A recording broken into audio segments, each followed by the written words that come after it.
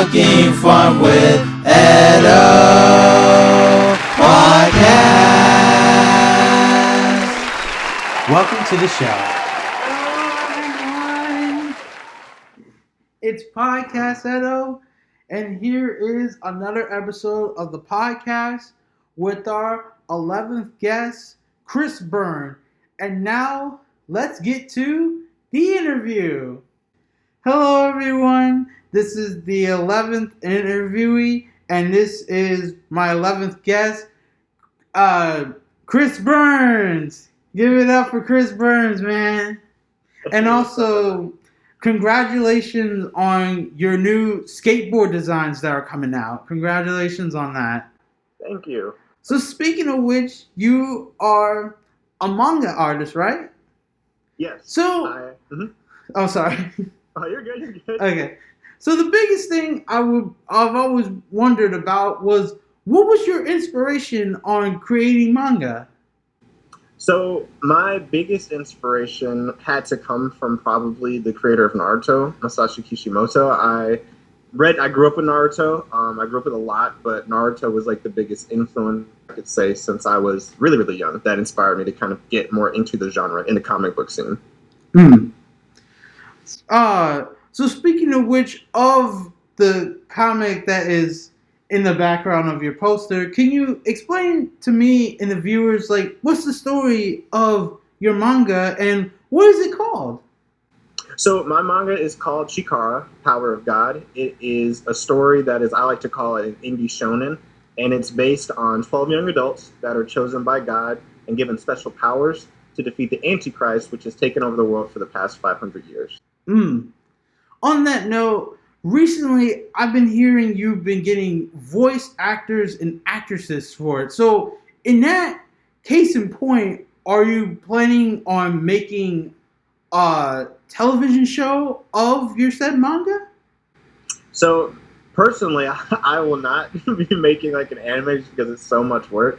But the voice actors that I've hired are normally for promotional ads, which are, stuff talking about the manga, promoting the manga, or they do a lot of, which is like this is the leader, which is I Am Waves, makes motion graphics of chapters for CHIKHARA, and the voice actors voice stuff for that. So they are used for a lot of different purposes. But if a company ever wants to animate, CHIKHARA in the future, they already have like a handful of voice actors that they can pull from. Alrighty, sweet. So now this is the point of the podcast. We're now getting into first and favorites. So, while we're still on the topic of manga, what was your very first manga that you read? And on the same note, what is your favorite manga that you have read? So my first manga, that at least from what I can recall reading, I guess technically it would be Naruto, but it was back when, Shonen Jump it's still popular, but really, really, I guess, like, that was the only place you could read manga, like, right, growing up as kids, because there was not, internet was around, but it wasn't as, to where you could just read manga on the internet. It was, you either knew where Shonen Jump was, or you knew how to find it. Right. But Naruto was, like, my introduction to manga and to reading it and kind of seeing, this different art style, because originally I grew up reading a lot of Sonic. I collected Sonic from issue 0 to issue 199. So that was like what I was all about. So my first was Naruto, but my favorite is Attack on Titan. Attack on Titan is the first manga my second manga that I've read all the way from beginning to end, and I absolutely just loved the story. I loved it. If I remember correctly, I think it's going to be like 9 or 10 years since they made the television show in general. Mm-hmm. And that's crazy. It's crazy, like, when you were speaking of, like, Shonen Jump, like, I remember in the school I was in Louisiana, that was, like, one of the most mangas that they would have at the school is Shonen Jump. Also, I never even knew, I know it sounds obvious, but I never knew that Sonic made comics. I never knew that. Really? For that note, now we're going to move on to the animation style. So, what is your first and favorite anime? So my first anime, I'm trying to think. I'm gonna say it was probably Dragon Ball Z, just because that's what being a kid watching Cartoon Network and Adult Swim, that's like, Yeah, that was the early too much. tsunamis, right? Yes, so Dragon Ball Z was probably the introductory anime to me and a lot of people in our generation. But my favorite anime probably, and it's hard because I have so many, but my favorite anime of all time is probably gonna have to go to also Attack on Titan. Now Naruto is in my heart as well as One Piece and some other ones, but Attack on Titan is just the way it's been done. And even though it's been 10 years, I know it's because they're changing studios and like a lot of stuff, but theoretically if they had just worked on it from season 1 to the ending, Attack on Titan really isn't that long, but it's the most impactful anime that I've like watched that didn't have to be super long in order to finish the story. And I thought that was really good. Oh, most definitely. Like, also, have you seen like a video that it's a YouTuber named the Anime Man, and he recently, I'm not sure if this is recent, but like not too long ago, he posted a video of where he was like with 100 people, and they were asking what would their favorite. Have you seen that video? I haven't seen that one. Well, don't worry. It will be like a link of that will be in it. I know I'm not the person that made the video, but this is like one of the things we'll be sharing throughout, the video itself.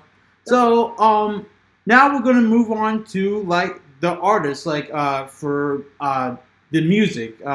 Who would be your, if you have like a first and favorite of J-pop groups and sing first and favorites of groups and favorite of groups and singers. Do you have any of those? So for J-pop and J-rock, I listen to a lot of Japanese rap. So I'm thinking in the sense of like an anime opening or anime ending type thing. Yeah. If I like had an anime ending, I would choose probably Ken the 390 or Rude Alpha to do the ending stuff because I love their music and I think the music's just really, really good. For opening stuff, I would probably go with either Spy Air or Hello Sleepwalkers. All right.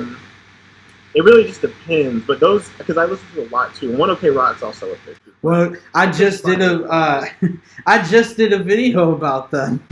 They're so good. Like, it's crazy. Like, one of the things to mention for it was like what they did previously. Like, 3 of the members were in actual 3 different categories of their career before they even began the whole thing. And like, even more crazy was that the fact that there was like, I think 2 to 3 other members from the start of One OK Rock before they're like, we're good with 4. We're good with 4. I think if I remember, the drummer is the only person when I was doing the research did not do anything before this. Like, there's no information. Like, there wasn't any other thing he was doing prior to this. If you like One OK Rock, check out the band My First Story. Okay. It's the lead singer's younger brother. Oh, wait a minute. Oh, from One OK. Yo, what was the name again? My First Story. My First Story. I did not know. And literally, here's the other crazy part about this story, right? The next year will be 20 years. There was another, and I did a video about them. Yeah. They began their show, and like most of their openings or the show, they would have like the One OK Rock younger brother and him. They would actually have him like on the like. I don't know if they kept it going after the first season, but definitely in the first season of not all of them, but I think middle towards the end of the first season. But that is so crazy. Wow. I did not know he was in the band too. All right. Now we're going to go on to like food. Like what was we can't really do first food because, we all, so what would be like your favorite food more likely? My favorite food now is probably, I'm trying to think. It's probably going to be pho, only because ramen is so expensive, and where I live, you have to drive like an hour to get it. By the way, what is pho? So pho is basically a Vietnamese noodle dish. It's okay. Vietnamese noodle soup. That's the name of the noodle, I believe, is pho. And that's like, it's like in a way the Vietnamese version of ramen, but it's not as like heavy in terms of like the soup itself. It's very light. Gotcha. Speaking of which, so from Atlanta, is this where you were like born and raised specifically? Yep, I was born here. Lived here pretty much my whole life. But as you know, I traveled to Orlando for college at Full Sail. Right. Not sponsored. Not sponsored. Not sponsored. Not yet. Right. I've been traveling. I've been up pretty much the entire East Coast. I've been to Japan. I traveled a lot. Wow, you've been to Japan. Wow. What was if you don't mind me asking, what were you promoting a manga or like something completely different? Like what happened over there? So I went there in 2017 with Full Sail because they do the trips sometimes. Oh yeah, sorry to interrupt you for a second. I think in the next month or this month they're like Japan's opening right back up again for people to travel, and that. Man, I haven't heard about that in a long time. I've been hearing about it. So you were actually able to go. That's wow. Okay, continue with the story. Good. So I went with Full Sail, and this was 2017. So this was before CHIKHARA was even like a thought in my mind. I was actually working on another manga called Future of Love before CHIKHARA, and I was going to Japan. I have friends there, so I was going there to see them, but also I was going more so for research and to really study because I wanted to live there and I wanted to see like is this a place that I want to the lifestyle, right. lifestyle, and I wanted to see obviously costs and stuff. My mom went with me, so really just seeing if this is the place for in the future if we wanted to go to. But of course, COVID hit and that adjusted some plans, and that's still in my plan to go back. To stay there, but it might just take a little longer. It'd be funny though, because the thing is though, like, because there's two other. Speaking of like more shout outs, Emichu and Aquarius, they both recently, if you've heard of them, they're like animation YouTubers. They both recently went to Japan, and it's so funny because I was just thinking like you probably would be the third person that would be like.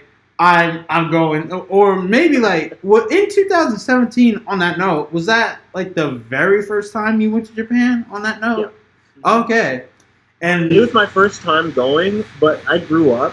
My upbringing is different than most because I grew up. I'm mixed, but I grew up in an Asian community. So for a lot of the people that went with us on the trip, they were culture shocked, and they didn't really know what to do. And of course, being Americans, we're just Americans. They didn't know the culture, but for me, it was just you understood it because like it was like I'm at home. I'm just it's just more Asian people. Speaking of which, if you're mixed, like American, what's the other half of like? Is it like that's the thing I'm trying to like understand. Like, what's the part that's mixed? Is like mother or both? So my family, when I say I'm mixed, like people think like, oh, is your mom white and your dad black? Yeah. Like, my whole family is diverse. So we have black in our family, we have white, we have Hispanic, we have Indian, we have I'm trying to think what else. Is Japanese in there by any chance? No, but I learned some Japanese in the culture from my neighbors growing up. Gotcha. Where I was because I grew up with really Vietnamese, Thai, and Cambodian people, but there was some Japanese influence in there as well, and that's kind of what sparked my interest with that in particular culture. But yeah, in terms of my family, we're just all over the place. Like my editor, for those that know, Bailey Stevens, that I've done videos with, we play games with. He's my editor for CHIKHARA. He's actually my cousin as well as my best friend. So sweet. People are like, whoa. So speaking on that note, I would believe this is probably like, I would say like one of the second to last things to ask is before like manga, right? Was there like anything that you saw from Asian culture before you watched manga and anime? That's like one of the big things I would like to know. I'd say yes, but I think it was because I was so young. Like I didn't really like know the difference. Like it just this was like just a part of life. Like they were playing, I'm trying to think. Music? Was it the music? Like music, tons of like traditional music, tons of like I'm pretty sure like Yu Yu Hakusho and Inuyasha was like on TVs or something at some point, and but I just thought, growing up, I thought it was all the same as just cartoons. I didn't know the difference. Exactly. So I just thought it was just stuff that was on. And just in different exactly language. Like my big thing, especially the difference of like the dialogue from the original version and what we have, the English American version, or AKA Canada too. I think like 10 for me, it was like two animes. One I recently did a video on of Azumarill 20-year anniversary, and Bobobo. Those were like the two animes where I'm like, yo, this is completely different. And for me, and this was like as far back as the Coco Lee thing, I realized she was actually my first Asian artist I've ever listened to, because there was a musical channel. I'm not sure if you know what this musical channel is called. It's funny because in a way, and it's comparable to like if you've heard of Channel V and MTV, it's a musical channel called The Box. And you've heard about it? I think so. It sounds familiar. So, I'll give you the rundown. So basically, 30 years ago, and then it ended 10 years afterwards. Basically, what you do is that you would call up, and then when they had internet, I know, like I said, this is early access internet. You get to email them of what song you want them to play for you, and they would play like a lot of like, of course, the mainstream stuff, but a lot of time, and it was like public access. At the same time, they would play like indie artists, and I would definitely believe possibly, I'm not sure what was the first, but definitely videos outside of the United States. So definitely I have like a very vague memory of like Coco Lee's, and I think it was like, this was like her first album and stuff. If you've heard of this artist, it was a song called Do You Want My Love, and I vaguely, as a 2 to 3 year old baby, I can remember it. And it was like really crazy, like afterwards of like, going into, and this was like stuff I was finding before I did these videos of like how much was like going on throughout like my childhood. And I'm like, this happened? Like I remember one of the big ones, Hamtaro. It was 20 years since I first saw it, my very first anime. And I would say my favorite is Bobobo. And for that note, it was like Mini Moni that I did a video for and stuff. They were in the movie, and the fact that Hamtaro had a movie, I'm like, wait, we didn't get this? So, my last question before we end this is, what's other projects and stuff you're working on in the near future, Mr. Chris? So currently I'm still working on CHIKHARA, getting ready to start chapter 14, which is going to be leading up into the second big arc of the story, which is the Crank arc. Working on that, still trying to work on deals. There's more stuff coming out with the skateboard stuff. There's some more clothing line and sticker stuff coming out. A new website's coming out. A lot's coming out, and a big revamp to the original manga volumes for Amazon's coming too. So a lot of big stuff I'm trying to get done before 2023, but also it's not a rush. It's kind of whenever they get done. Right, you're just taking your time. So one other thing I would like to ask you before we jump off is, so my current project that I'm working on, and especially once, you guys have all seen it at this point, have you ever heard of a group called Color and Busy? Have you heard of the two groups? So have you heard of an anime called Kindachi Files? I don't think so. Okay. How about Rocket Man EXE?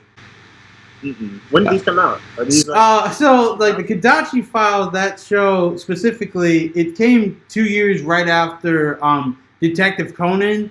A lot of people, I would believe, people have compared it to it, or it was like, of course, another crime anime. But I believe like the third opening in 1999, that's when this group did this. And then for Rocket Man EXE, it was like in 2005. And for another thing, like also they did another anime. But the craziest part about it was, okay, so do you know the Japanese pop group called Perfume? Yes.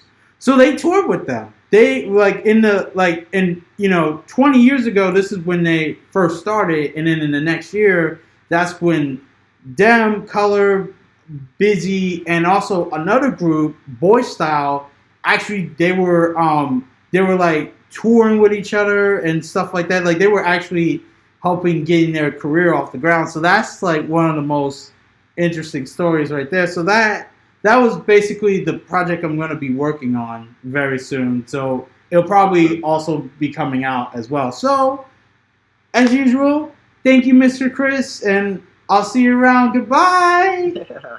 Thanks.